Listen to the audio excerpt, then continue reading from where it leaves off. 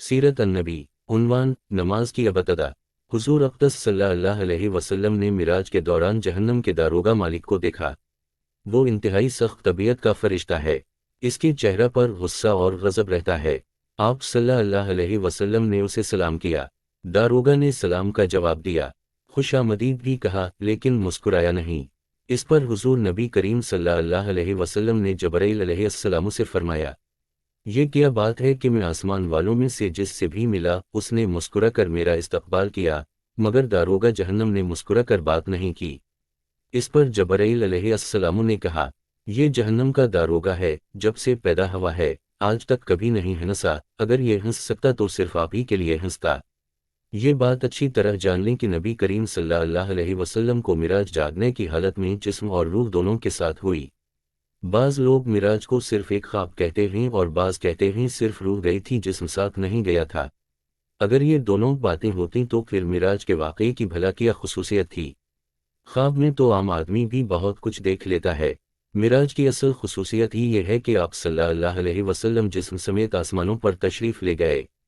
लिहाजा गुमराह लोगों के बहकावे में मत आएं। और फिर ये बात भी है कि अगर ये सिर्फ ख्वाब होता या मिराज सिर्फ रूह को होती तो मुशरिकीन मक्का मजाक न उड़ाते, जबकि इन्होंने मानने से इनकार किया और मजाक भी उड़ाया। ख्वाब में देखे किसी वाक़ये पर भला कोई क्यों मजाक उड़ाता। मिराज के बारे में इस मसले में भी इख्तिलाफ पाया जाता है कि नबी करीम सल्लल्लाहु अलैहि वसल्लम ने अल्लाह ताला को देखा या नहीं। इस बारे में दोनों तरह की हदीस मौजूद हैं। इस मामले में बेहतर यह है कि हम खामोशी इख्तियार करें, क्योंकि ये हमारे एतकाद का मसला नहीं है, ना हमसे क़यामत के दिन ये सवाल पूछा जाएगा। हुजूर सल्लल्लाहु अलैहि वसल्लम अल्लाह ताला से हम कलामी के बाद आसमानों से वापस ज़मीन पर तशरीफ़ ले आए। जब अपने बिस्तर पर पहुंचे तो वो उसी तरह गर्म था जिस तरह छोड़ कर गए थे। यानी मिराज का ये अजीब वाक़या और इतना तवील सफ़र सिर्फ एक लम्हे में पूरा हो गया। यूं समझें कि अल्लाह ताला ने इस दौरान कायनात के वक्त की रफ्तार को रोक दिया, जिसके बायस ये मुजज़ा निहायत थोड़े वक्त में मुकम्मल हो गया।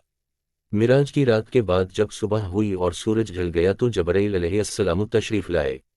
इन्होंने इमामत करके आप सल्लल्लाहु अलैहि वसल्लम को नमाज पढ़ाई ताकि आपको नमाजों के औक़ात और नमाजों की कैफियत मालूम हो जाए। मिराज से पहले आप सल्लल्लाहु अलैहि वसल्लम सुबह शाम दो दो रकत नमाज अदा करते थे और रात में क़याम करते थे। लिहाजा आप सल्लल्लाहु अलैहि वसल्लम को 5 फ़र्ज़ नमाजों की कैफियत इस वक्त तक मालूम नहीं थी। जबराइल अलैहिस्सलाम की आमद पर हुजूर सल्लल्लाहु अलैहि वसल्लम ने ऐलान फरमाया कि सब लोग जुमा हो जाएं। चुनांचे आप सल्लल्लाहु अलैहि वसल्लम ने जबराइल अलैहिस्सलाम की इमामत में नमाज अदा की और सहाबा किराम रज़ी अल्लाह अन्हुम ने आपकी इमामत में नमाज अदा की। ये ज़हर की नमाज थी।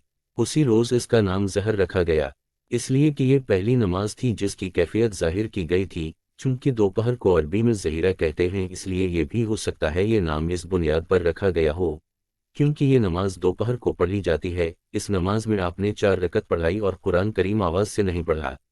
उसी तरह असर का वक्त हुआ तो असर की नमाज अदा की गई, सूरज गुरूब हुआ तो मगरिब की नमाज पढ़ी गई।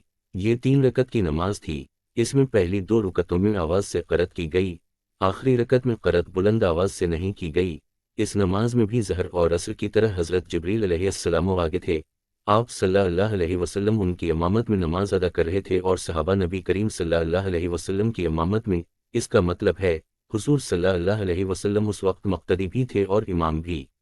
रहा ये सवाल कि ये नमाज कहाँ पढ़ी गई, तो इसका जवाब ये है कि खाना काबा में पढ़ी गई और आप सल्लल्लाहु अलैहि वसल्लम का रुख बैतुल मक़दस की तरफ था, क्योंकि इस वक्त क़िबला बैतुल मक़दस था। हुजूर सल्लल्लाहु अलैहि वसल्लम जब तक मक्का मुअज़्ज़मा में रहे उसी की सिमत मुँह करके नमाज अदा करते रहे। जबराइल अलैहिस्सलाम ने पहले दिन नमाजों के अव्वल वक्त में ये नमाज पढ़ाएं और दूसरे दिन आखिरी वक्त में, ताकि मालूम हो जाए नमाजों के औक़ात कहाँ से कहाँ तक हैं। इस तरह ये 5 नमाजें फ़र्ज़ हुईं और उनके पढ़ने का तरीक़ा भी आसमान से नाज़िल हुआ। आज कुछ लोग कहते नज़र आते हैं नमाज का कोई तरीक़ा कुरान से साबित नहीं, लिहाजा नमाज किसी भी तरीक़े से पढ़ी जा सकती है, हम तो बस कुरान को मानते हैं। ऐसे लोग सरी गुमराही में मुब्तला हैं। नमाज का तरीक़ा भी आसमान से ही नाज़िल हुआ और हमें नमाज उसी तरह पढ़ना होगी जिस तरह नबी करीम सल्लल्लाहु अलैहि वसल्लम और आपके सहाबा रज़ी अल्लाह अन्हुम पढ़ते रहे। ये भी साबित हो गया कि फ़र्ज़ नमाजें 5 हैं। हदीस के मुनकर 5 नमाज़ों का इनकार करते हैं, वो सिर्फ 3 फ़र्ज़ नमाज़ों के कायल हैं।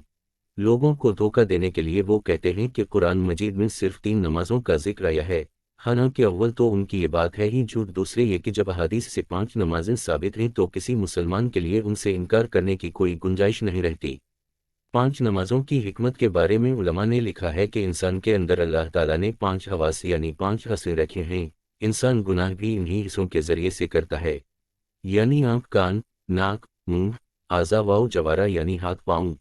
لہٰذا نمازیں بھی 5 مقرر کی گئیں تاکہ ان 5 حواسوں کے ذریعے دن اور رات میں جو گناہ انسان سے ہو جائیں وہ ان 5 نمازوں کے ذریعے دھل جائیں۔ اس کے علاوہ بھی بے شمار حکمتیں ہیں۔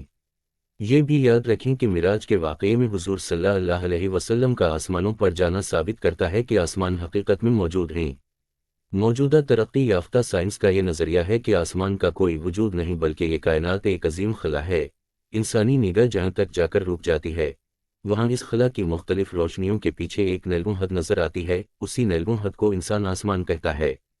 لیکن اسلامی تعلیم نے ہمیں بتایا ہے کہ آسمان موجود ہیں اور آسمان اسی ترتیب سے موجود ہیں جو قرآن اور حدیث نے بتائی ہے۔